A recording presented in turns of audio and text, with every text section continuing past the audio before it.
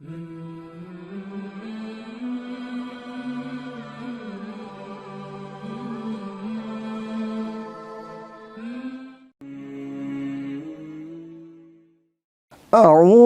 بالله من الشيطان الرجيم.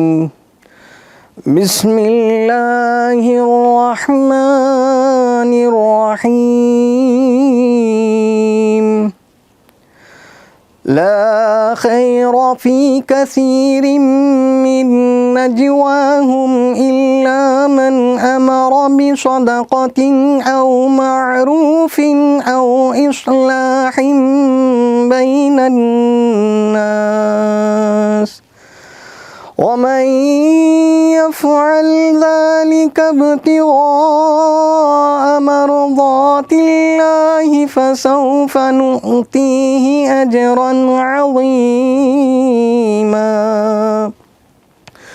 ومن يشاقق الرسول من بعد ما تبين له الهدى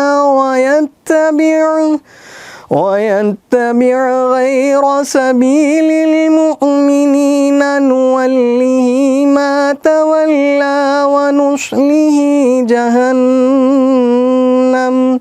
وساءت مصيرا. إن الله لا يغفر أن يشرك به ويغفر ما دون ذلك لمن يشاء. ومن يشرك بالله فقد ضل ضلالا بعيدا. إن يدعون إلا شيطانا مريدا. إن يدعون إلا إناثا وإن يدعون إلا شيطانا مريدا. لعنه الله وقال لأتخذن من عبادك نصيبا مفروضا ولأذلنهم ولأمنينهم ولآمرنهم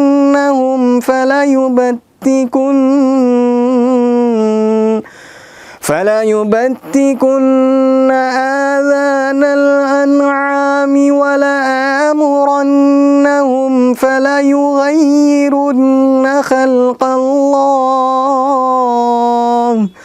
ومن يتخذ الشيطان وليا من دون الله فقد خسر خسرانا مبينا. يعدهم ويمنيهم وما يعدهم الشيطان إلا غرورا. أولئك مأواهم جهنم ولا يجدون عنها محيصا. صدق الله العظيم.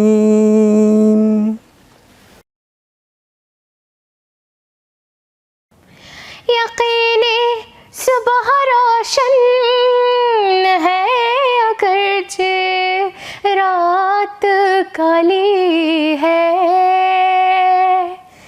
यकीने सुबह रोशन है अगरचे रात काली है।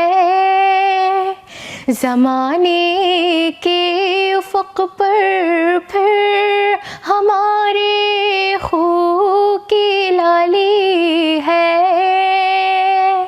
ज़माने के उफ़क़ पर फिर हमारे खून لالی ہے، محمد مصطفیٰ کا اسوہ حسنہ مثالی ہے،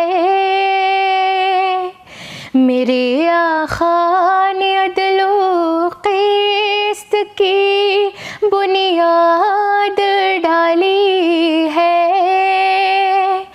میرے آقا نے عدل و قسط کی بنیاد ڈالی ہے،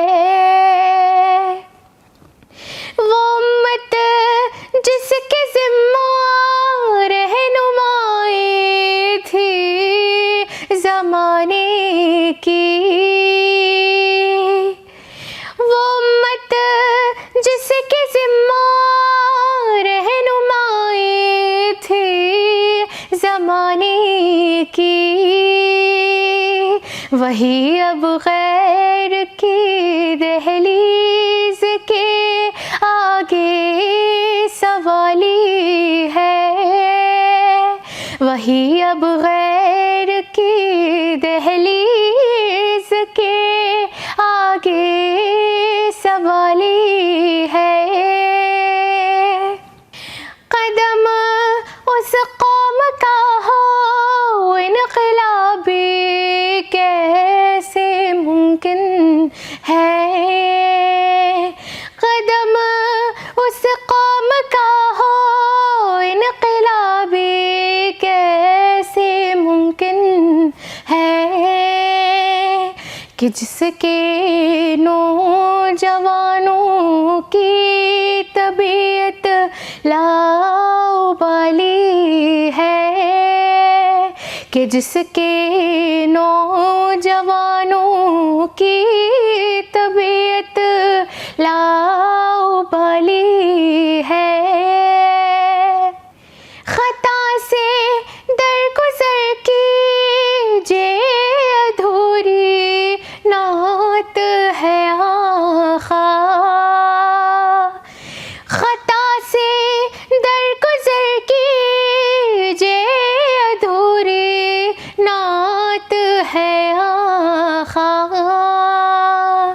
کہ میں نے نعت کے پردے میں خود بیتی سنائی ہے، کہ میں نے نعت کے پردے میں خود بیتی سنا لی ہے، میرے آقا نے عدل و قسط کی بنیاد ڈالی ہے، میرے آقا نے عدل و قسط کی بنیاد ڈالی ہے۔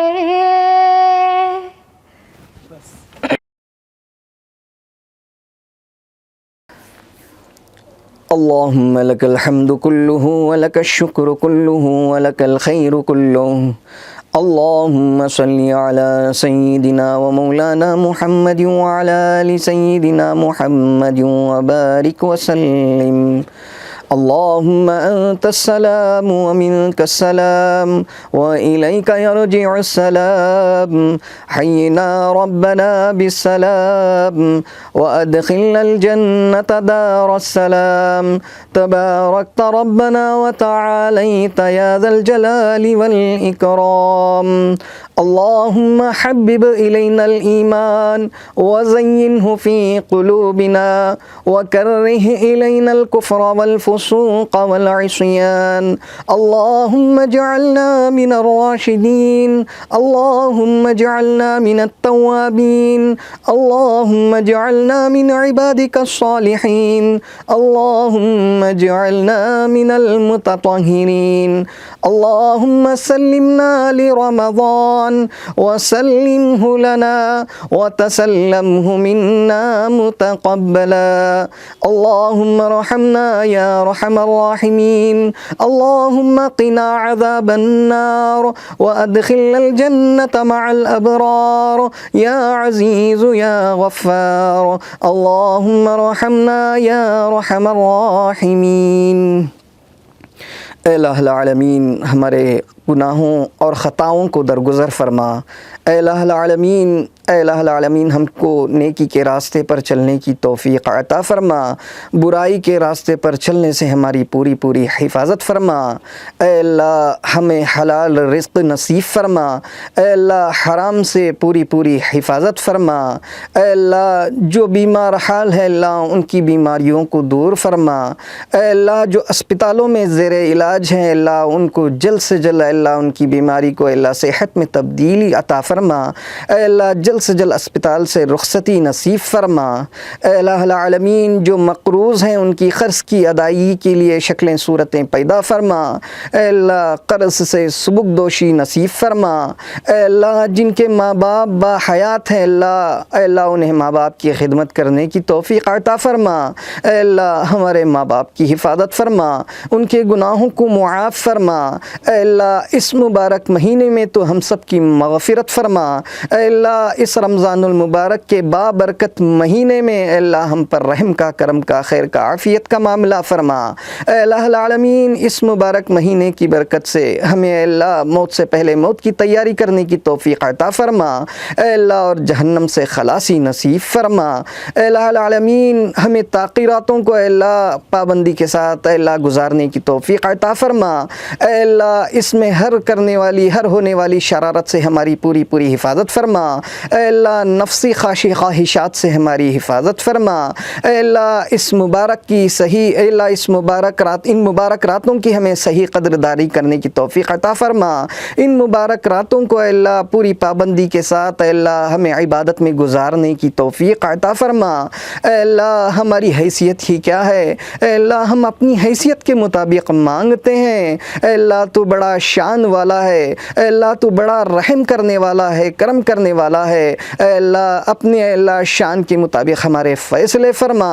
اے اللہ ہماری زندگیوں کو اے اللہ ہمارے مستقبل کو روشن فرما۔ اے اللہ جو بے نکاح کے لڑکیاں اور لڑکے گھروں میں بیٹھے ہوئے ہیں اے اللہ ان کے نکاح کا انتظام فرما، انہیں نیک صالح جوڑے نصیب فرما۔ اے اللہ ان کے اللہ ماں باپ کو اے اللہ صبر جمیل نصیب فرما۔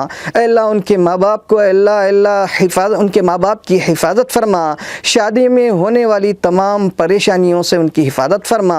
اے اللہ مسلمانوں کو نکاح اے اللہ آسان اور سنت کے مطابق کرنے کی توفیق عطا فرما۔ شرک و بدعات سے ہماری حفاظت فرما، غیر رسم و رواج سے ہماری حفاظت فرما، اے اللہ بدعات سے ہماری حفاظت فرما۔